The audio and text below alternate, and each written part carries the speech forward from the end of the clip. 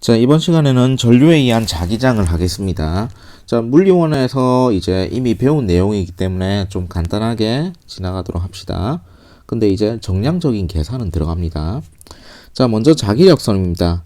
자기력선은요, 전기력선이랑 똑같습니다. 그래서요, 특성이 매우 비슷한데요. 요것만 아시면 됩니다. N극에서 나와서 S극으로 들어온다는 거. 요것만 아시면 되고요. 오히려 자기장의 정의가 중요합니다. 자기장의 정의는요, 전기장이랑 동일합니다. 자석이 만드는 자기력 공간을 얘기하고요. 전기력은 전하가 만드는 전기력 공간을 얘기했습니다. 자, 자기장의 정의. 자기장은 이제 B라고 쓰고요. 얘는 A분의 파이입니다. 파이가 뭐냐면요, 자기선속이에요. 마그네틱 플럭스라고 하거든요. 플럭스는 뭐냐면요, 이제 다발을 얘기해요. 꽃다발 이런 식으로 이렇게 꽃이 이렇게 있고 얘를 어떻게 하나요? 다발 만들기 위해서는 이렇게 묶죠. 이런 것들을 플럭스라고 합니다. 자, 그럼 자기선속이 뭔지 알아야 되는데요. 자기선속은요, 이렇습니다. 단위 면적을 통과하는 자기력선의 총 개수를 얘기해요. 그래서요, 파이라는 건요, 이제 내가 특정한 요 자석 이렇게 있으면요, 얘가 이렇게 나가면요, 이렇게 할 거야. 단위 면적이 아니고 그냥 통과하는 자기력선, 이런 식의 면적을 이렇게 만들어 놓으면요, 지금 통과하는 자기력선은 하나, 둘, 셋, 넷, 5마리가 되겠죠. 그 다음에 엄청 약한 자석이 이렇게 있으면요, 얘가 만약에 2마리밖에 안 나가면요, 이렇게 되면은 플럭스가 2다, 위에 거는 플럭스가 5다, 이렇게 하는데요. 플럭스가 지나가는 개수를 동일하게 비교하려면요, 여기에 만드는 다발의 면적을 같게 해야 되겠죠. 그게 이제 자기장의 정의입니다. 자, 센 자석이냐 약한 자석이냐 이런 것들을 할 때는요, 기본적으로 플럭스를 체크합니다. 근데요, 얘를 어떻게 하냐면요, 단위 면적으로 나눠줘요. 1제곱미터로 나눠주거든요. 그렇게 했을 때의 세기를 자기장의 세기라고 할 거고요. 얘의 단위는 테슬라입니다. 지금 테슬라 전기자동차 있죠? 그 테슬라라고 합니다. 그 다음에요, 자기선속의 단위는요, 얘는 웨버라고 합니다. 웨버라고 하고요. 그래서 WB라고 할 겁니다. 자, 그러면 총 통과는 이제 플럭스를 구할 거면요, 자기장 세기 곱하기 단면적 이렇게 해주면 됩니다. 자, 그 다음에 테슬라는요, 매우 큰 단위거든요. 그래서 MRI나 이런 데서 쓰는 이제 전자석 같은 게요, 1.5 테슬라에서 한 2 테슬라 정도 되고요. 그거보다 작은 단위는 이제 가우스라는 단위를 쓸 거예요. 그래서 지구의 이제 자기장을 한 5가우스 뭐 이렇게, 5가우스보다 작겠네요. 그냥 막대 자석이 한 5에서 10 가우스 정도 될 겁니다. 자, 그러면요, 이제 직선 전류에 의한 자기장을 이제 배울 건데요. 왜 이런 현상이 나타나냐면요, 옛날에는 전기력하고요, 자기력하고 다른 힘인 줄 알았어요. 근데 이제 이걸 연구해 보니까 이게 같은 힘이다 라는 걸 깨달았어요. 누가 했냐면요, 웨르스테드라는 사람이 이런 실험을 했어요. 전류가 흘렀을 때 자기 방에 있던 나침반 방향이 이런 식으로 변하더라고요. 그래서 이제 전기랑 자기랑 뭔가 관계가 있구나 라고 해서 이제 연구를 하게 됐고, 이제 그게 결론적으로 이제 힘을 통일하게 됐고, 그걸 전자기력이라고 합니다. 그래서 전자기력은요, 그렇습니다. 어떤 특정한 면만 보면 전기적인 특성이 좀 부각되고, 어떤 특성만 보면 자기적인 특성이 부각되는데, 서로 컨버팅이 가능해서 하나의 힘이라는 겁니다. 그래서요, 전류에 의해서 자기장도 만들 수 있다는 겁니다. 자, 그럼 먼저요, 직선 전류에서 만드는 자기장을 보면요, 이렇습니다. 동심원 모양의 이제 자기장을 만들 수 있고요. 자, 그래서 어떻게 되냐면요, 여기 있는 것처럼 오른손으로 감아지면요, 요게 요런 식으로 자기장의 방향일 겁니다. 그래서 여기 왼쪽의 그림도 이렇게 동심원이니까 요게 접선 방향, 요게 접선 방향, 접선 방향, 이런 식으로 생기겠죠. 자, 근데 자기장의 세기를 이제 계산을 하려고 하면요, 자기장의 세기는 B라고 했고요. 그럼 직관적으로 봤을 때요, 이 상황에서 만드는 자기장의 소스는요, 당연히 이 전류겠죠. 직선 전류겠죠. 그래서 전류의 세기가 당연히 세면은 자기장도 셀 거고요. 이 전류에서 거리가 멀어지면 자기장도 약해질 겁니다. 그래서 거리랑 반비례일 거예요. 자, 그러면 이제 우리 요 관계에서요. 요 관계에서 등호 관계로 만들어주기 위해서는요. 당연히 등호를 쓰고 비례상수 K를 쓰는데요. 이 K는 그냥 K라고 그냥 씁니다. 값은요. 그냥 경향성만 알아주십시오. 2 곱하기 10의 마이너스 7승인데요. 요 값이 각각 상황에 따라서 달라질 거예요. 자, 그래서 직선 전류가 가장 기본이 되고요. 그 다음에 원형 전류가 있는데요. 원형 전류는요. 직선 전류를 이렇게 감아 놓은 거죠. 이런 식으로. 그렇게 되면요. 전류가 이런 방향으로 흐르면요. 요 작은 세그먼트, 요 작은 부분을요. 직선으로 보면요. 전류가 이렇게 흐르니까 이런 식으로 자기장이 생기겠죠. 자, 우리의 목표는 뭐냐면요. 요 원형 도선에서의 정중앙을 얘기하거든요. 그렇게 되면요. 모든 세그먼트에 대해서요. 이렇게 안쪽으로 들어가는 자기장이 만들어집니다. 그래서요. 얘를 이제 보면요. 이런 식으로 될 겁니다. 원형 전류가 이런 식으로 흐르고요. 전류가 이렇게 흐르면요. 요 정중앙 방향에서는요. 요 지면을 모니터를 뚫고 들어가는 방향일 겁니다. 그걸 이제 이렇게 표시할 거고요. 모니터를 뚫고 나오는 방향은요. 이렇게 화살처럼 표시할 거예요. 여기는 화살 뒷공지를 얘기하겠죠. 그래서 요 상황에서 이렇게 전류가 흐를 때 만들어지는 정중앙에서의 자기장은 들어가는 방향, 이런 방향일 겁니다. 그래서요, 이렇습니다. 앙페르 법칙의 핵심은요, 요런 것들을 이제 앙페르 법칙이라고 할 건데요. 암페어입니다. 암페어. 그걸 프랑스식 발음으로 하면 앙페르가 되는데요. 앙페르 법칙은요, 이렇습니다. 전류의 방향과 자기장의 방향이 수직하면 되거든요.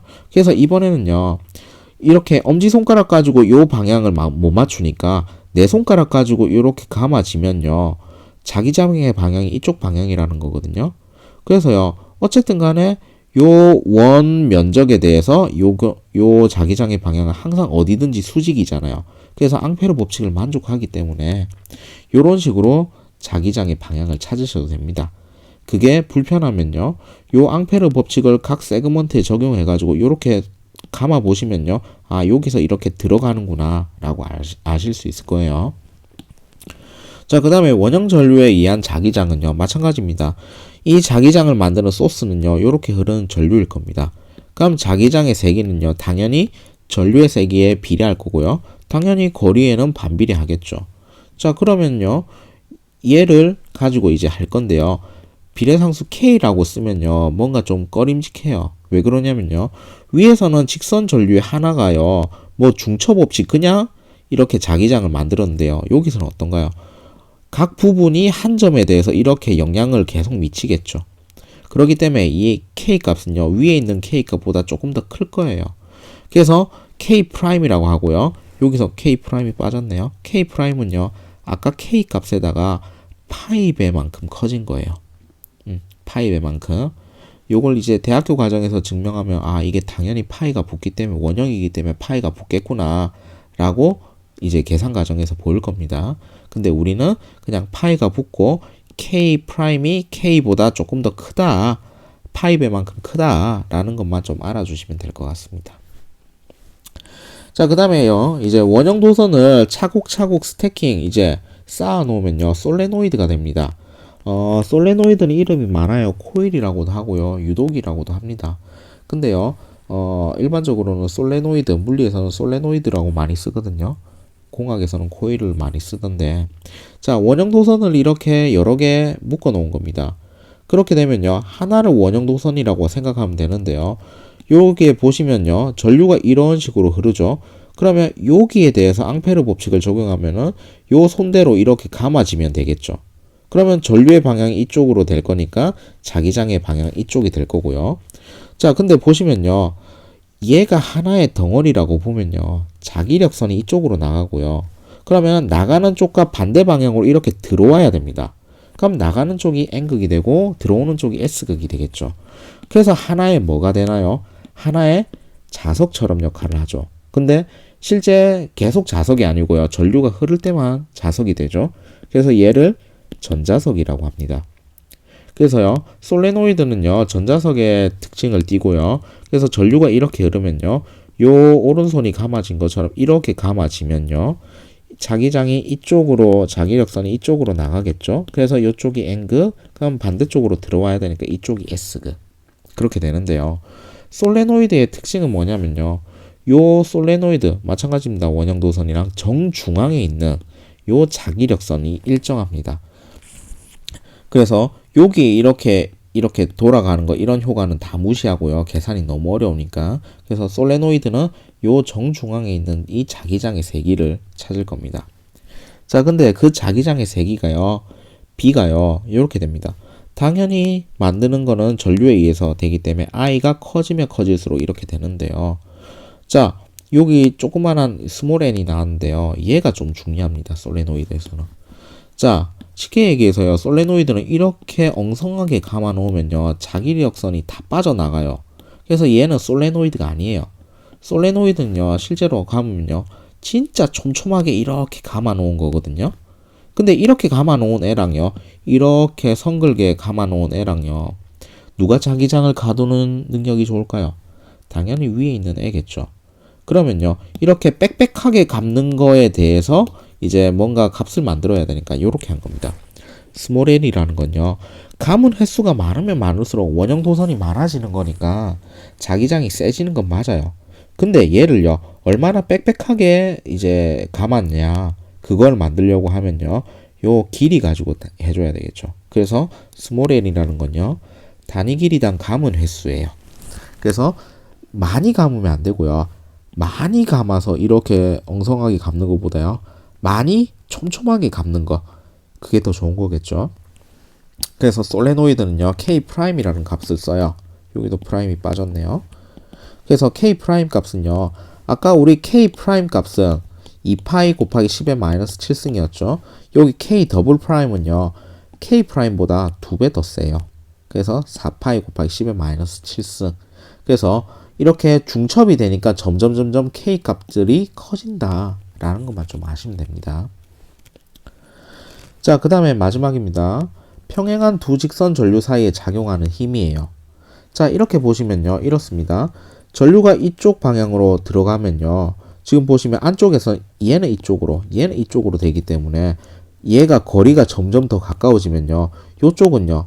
자기력선이 상쇄되고요. 요쪽은 상쇄되지 않았으니까요.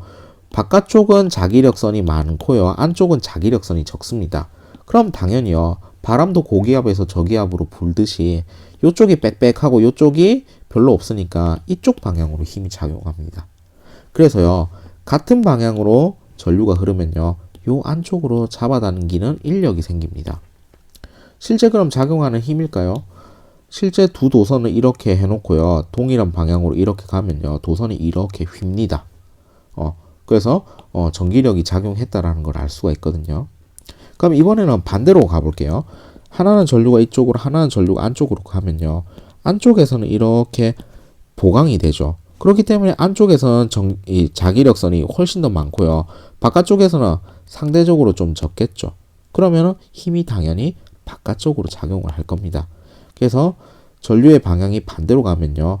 얘는 청력이 작용을 해요. 그래서 이번 물리2에서는요. 힘의 크기 유도하는 게 빠졌는데요. 이렇습니다. 자기장 속에서 도선이 받는 힘은요. F는 자기장의 세기 곱하기 전류 곱하기 그 이제 도선이 서로 영향을 미치는 이 길이를 L이라고 하면요. 이렇게 구할 수 있거든요. 그러면요. 우리 직선 도선에 의해서 자기장의 세기는요. KR 곱하기 I 이런 식으로 했죠. 그러면 예를 들어서 1번에 대해서 1번 전류에 대해서 하면요. 얘가 이렇게 되겠죠. KR분의 I1 되고요. 그 다음에 I는 요거는 2번 전류에 대해서 해야 돼요. 곱하기 I2 곱하기 L 이런 식으로 하니까 요런 식이 유도가 됩니다. 그래서 요거는 교육과정 바뀌니까 그냥 참고만 하시면 될 것 같습니다. 자, 그래서 오늘은 전류가 만드는 도선의 전류가 만드는 자기장에 대해서 해봤습니다. 수고하셨습니다.